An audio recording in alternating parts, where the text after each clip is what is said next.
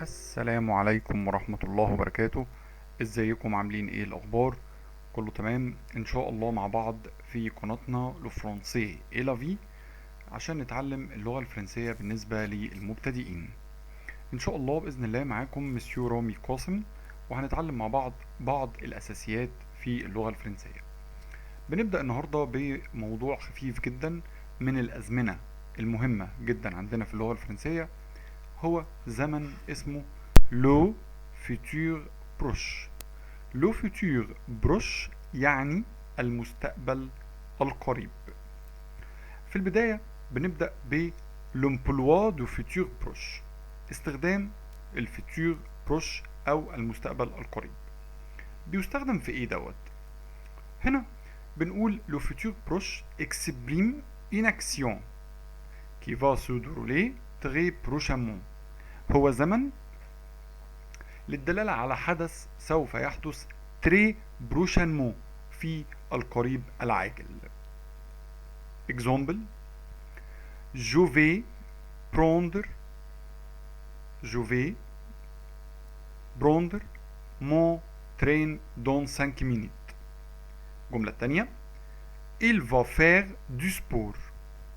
Phrase numéro 3: nous allons manger au restaurant. تاني، هو زمن بيدل على ان الاكسيون، ان الحدث، ان الاكشن دوت كي va se dérouler très prochainement، زي ما بنقول كده سوف يحدث في المستقبل. الجملة الأولى تاني: je vais prendre mon train dans 5 minutes. أنا سوف أركب القطار dans 5 minutes، خلال 5 دقائق. il va faire du sport، هو سوف يمارس الرياضة.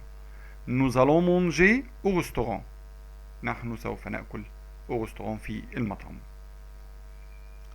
طيب، ازاي بقى اعمل جملة في الفيتور بروش؟ فورماسيون دو فيتور بروش، تكوين المستقبل القريب.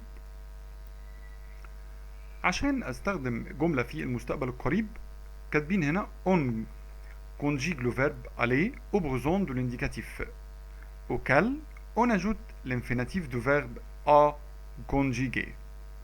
يعني ايه الكلام دوت؟ يعني هستخدم فيرب aller في البريزون في المضارع، يعني هصرف فيرب aller في المضارع، وبعد كده اجيب بعديه l'infinitif du verbe، المصدر بتاع الفيرب.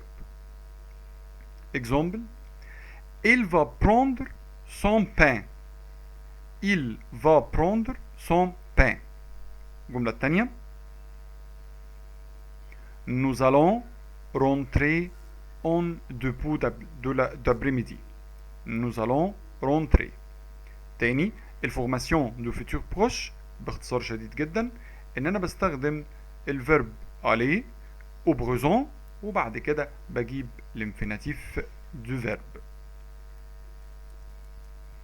طيب تعالوا كده نراجع مع بعض على لمو كلي. لمو كلي يعني الكي ووردز بتاعت التوم بتاعت الزمن، يعني الكلمات اللي انا لما بشوفها بعرف ان الجمله دي في زمن الفيتور بروش. اول جمله عندي او اول كلمه عندي demain، demain، après demain، après demain، ce soir، ce soir، bientôt، bientôt، prochain، prochain، لو زودنا او prochaine، prochaine، plus tard، plus tard، dans plus période. demain يعني غدا، après demain يعني بعد غد، ce soir يعني هذا المساء، bientôt يعني قريبا، soon يعني in English، prochain next القادم، plus tard فيما بعد later، dans plus période، dans يعني في خلال، واجيب بعديها période يعني فترة بتدل على زمن. طيب انت قلت لي في البدايه يا مسيو رامي ان الفيتور بروش بيتكون من فيرب الي بلس انفينيتيف. طيب انا مش فاكر لسه فيرب الي. فيرب الي درسناه قبل كده، نبدا كده نشوف تصريفاته. فيرب الي او بريزون دو لانديكاتيف. verbe aller.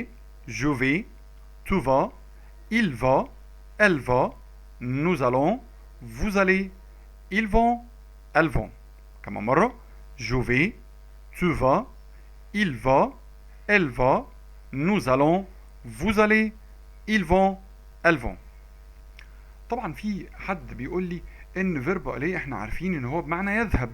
فعلا دوت لما استخدم الفيرب بمفرده في جملة بيبقى بمعنى يذهب، لكن لما بستخدمه في زمن الفيتور بروش اوعى تقولي ان هو بمعنى يذهب، هنا بيكون بمعنى سوف.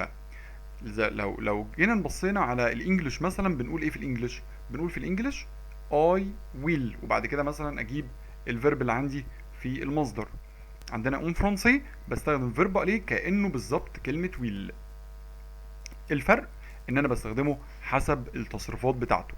مره اخيره كمان، يلا بينا. جو في، tu vas، il elle va، nous allons، vous allez، ils vont elles vont. طبعا il avec s و elle avec s لما بنقرا الفيرب مش بنقول il avec s و elle avec s. اتفضل. طيب هنا exercice écrit le verbe au futur proche. الجملة الأولى il parle avec ses amis français. il parle avec ses amis français. لو حبينا نخلي الجملة دي au futur proche في المستقبل، سامع حد شاطر بيقول لي هنعمل ايه؟ تمام، هنستخدم الأول التصريف بتاع فيرب aller، وبعد كده هنشوف الفيرب اللي عندنا دوت ده فيرب ايه؟ ده فيرب parler. طب هو ليه مكتوب هنا il parle؟ جميل، لأن هو كده متصرف au présent في المضارع. تمام؟ نشوف الجملة الأولى. il parle avec ses amis. لو عايزين نخلي الجملة دي au futur il va parler avec ses amis français. باقي الجملة خلاص احنا بنكمل بيه عشان الجملة يبقى ليها معنى. طيب نرجع للإكزرسيز اللي عندي. هنا nous achetons le pain et les gâteaux. nous achetons ده فيرب acheter، يعني يشتري. برضو هنا في البريزون لو انا عايز اخليه au futur، سامع حد شاطر بيقول لي هنعمل ايه؟ ايوه، هنستخدم الاول فيرب aller، بعد كده اجيب الفيرب اللي عندي à l'infinitif. نشوف كده. nous هستخدم فيرب aller، nous تاخد nous allons، برافو. nous allons acheter le pain et les gâteaux. تمام، نرجع للجملة بتاعتنا نمرو سي. vous finissez les devoirs ensemble. vous finissez les devoirs دوت فيرب من الدوزيام جروب، من المجموعة التانية. يبقى أنا كده مش واقف على الفيرب بتاع البريمير جروب بس، لا ممكن يبقى دوزيام جروب كمان. vous finissez les devoirs ده فيرب شاطر، فيرب finir ينهي.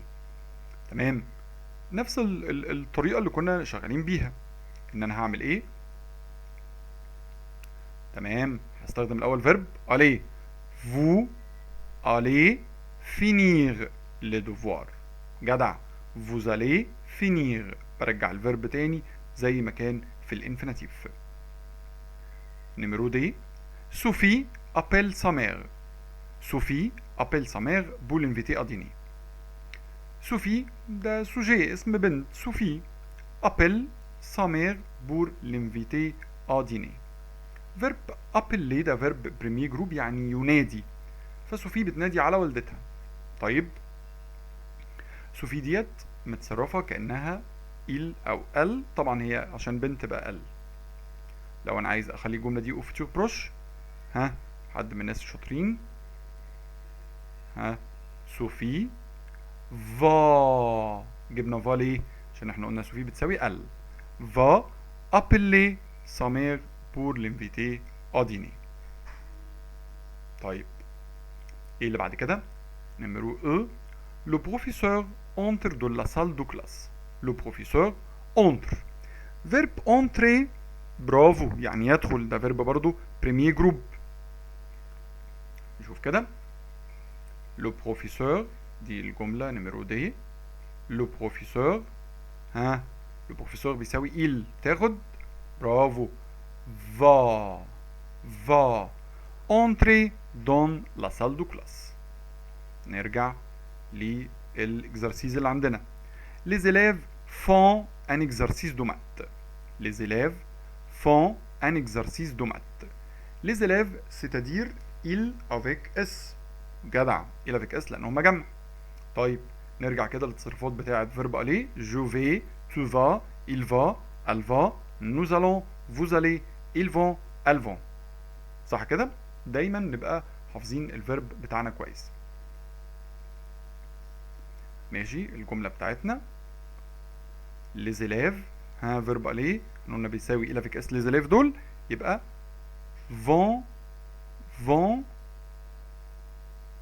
vont faire un exercice de maths. تمام. numéro G. Tu acceptes de travailler en Suisse. Tu acceptes de travailler. verbe accepter ده verbe premier group يعني يقبل أو يوافق. ده verbe premier group مع tu افتكر كده je vais, tu vas, il va, elle va, nous allons, vous allez, ils vont, elles vont. أنا عايز مين بس في كل دول؟ عايز الضمير tu. يبقى tu vas accepter de travailler en Suisse. تمام.